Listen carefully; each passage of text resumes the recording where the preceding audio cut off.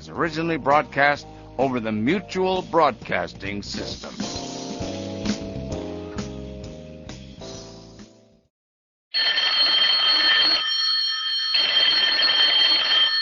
Calling all detectives.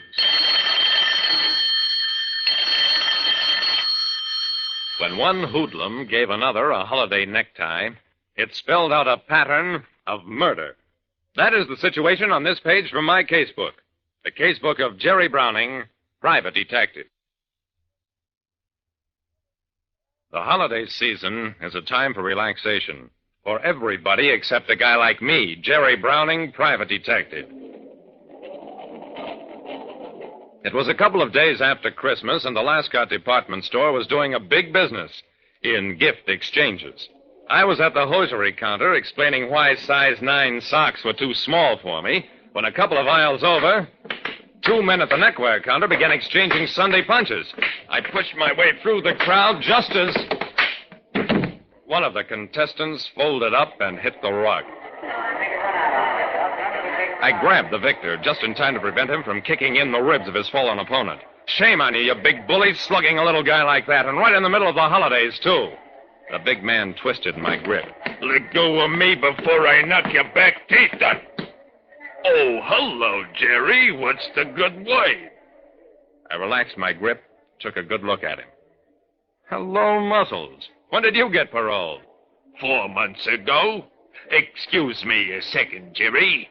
He bent over the small, fallen man, took a gun from his victim's pocket, transferred it to his own. You have to excuse me, Jerry, but good-natured Eddie has got a nasty temper, as everybody knows. And if he wakes up with that rod in his pocket, he might get rash. I picked up the little man, shook him to a semblance of consciousness. Muscles, and you too, good-natured. What's the big idea of staging a riot in a place like this? Good-natured gave me a glassy stare. Why'd they hit me? Muscles looked hurt. Why did I hit him? Jerry, I buy, I don't steal a classy $10 tie. A special, one-of-a-kind hand paint job. I give it to my pal, Casino Cassidy, season's greetings, except that Casino intercepted 6 slugs yesterday before he ever sports the tie. And today, I catch good-natured Eddie trying to exchange the tie I buy for Casino. You mean good-natured Eddie has a necktie you gave a man who's been murdered? That was the point at which good-natured came out of his daze. I can explain everything. I think the tie is too loud. Do 'em up, Browning, Jerry.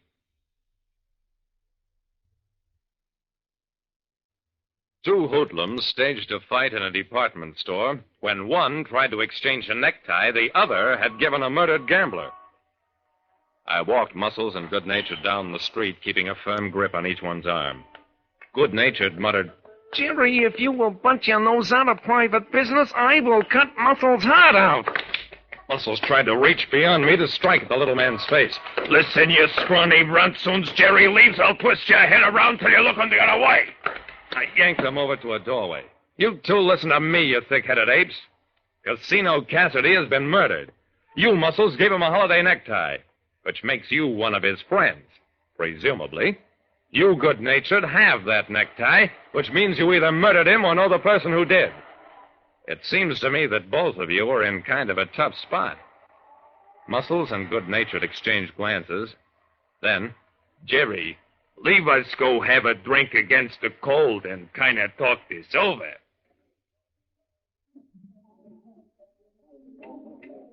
Sitting in a booth at the Red Lion Bar, Good-natured tried to explain. The tie is too loud, Jerry. That's why I went to exchange it. I'm the conservative type. But I didn't get it off Casino. It was given to me by Danamora Dave Willis, holiday greetings. I'm the good-natured kind, Jerry. I don't croak guys. A bullet in the shoulders as far as I go. And even then, I don't take their ties. Ask Danamora Dave. I pulled at the necktie that was dangling from Good-natured's pocket. It was a loud thing of horses and palm trees and, somehow, mermaids and ocean, obviously hand-painted. Muscles, are you sure this is the tie you gave Casino? I ask you, Jerry. Could I be mistaken? I took another look at the monstrosity. Oh, Muscles, you certainly couldn't. I think we'd better go see Dannemora Dave.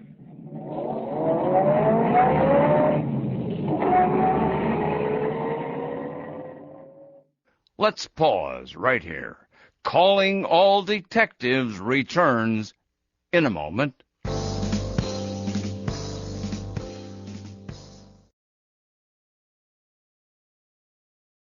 And now let's rejoin Calling All Detectives, starring Paul Barnes, the man of 1,000 voices.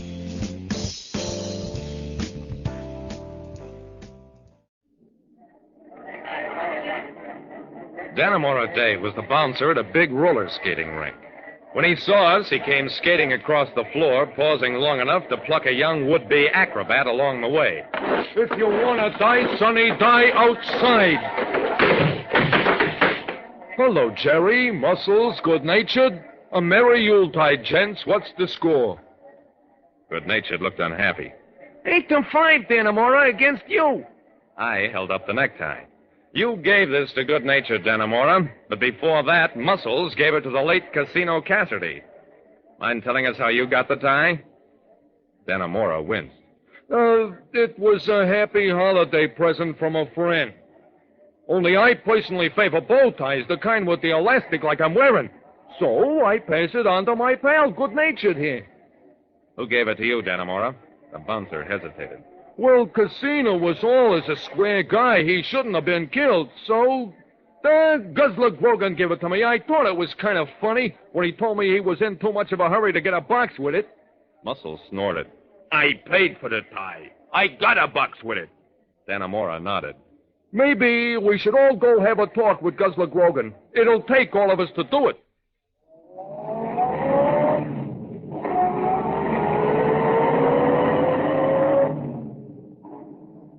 It took hours, but we finally found Guzzler Grogan leaning against a lamppost near the entrance to a narrow, poorly lighted street. When he saw us, Guzzler stiffened, then relaxed as he recognized us. The season's best, pals. Where's the convention? Dannemora didn't waste any time. Guzzler, you give me a tie that I give good-natured that he tries to exchange. Only before that, Muscles give the same tie to Casino Cassidy, who is now on a slab. Leave me see the tie. I held it up at a safe distance. Guzzler nodded gravely. That's a tie, all right. A dilly, ain't it? Guzzler, I know you're a hold-up man, but I didn't think you were a killer, too. Guzzler was indignant. Anybody I knock off is strictly not on purpose. Being as Dannemora's my pal, I don't mind telling, I take this tie off a guy I guzzled last night, a big skinny guy wearing a monkey-tail coat. He comes out of Casino's place last night at 2 a.m., through a window. As he lands on the grass, there I am, and I grab him around the neck, and I guzzle him. You mean you choked him? That's what I said, didn't I? I got his wallet and his watch. He's got this tie in his pocket, see? And I figure that's just what I need for my good friend Dannemora Dave. A merry holiday to you. I shrugged, put the tie back into my pocket. Looks like the end of the trail, boys. Now we'll never find Casino's killer. I don't know about that.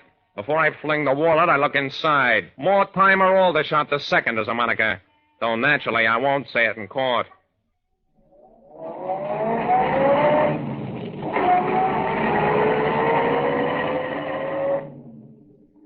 A police squad picked up young Aldershot at his home. He was so surprised that he caved right in, admitted killing Casino in order to wipe out a gambling debt. As for the necktie, it had been flung in a drawer along with Aldershot's IOUs, and when Aldershot grabbed up the notes, he stuffed the tie into his pocket as well. In his panic, he never even realized he had it. Like I said, anything can become evidence, and sometimes even a necktie can turn into a noose around a killer's neck. And that was Paul Barnes.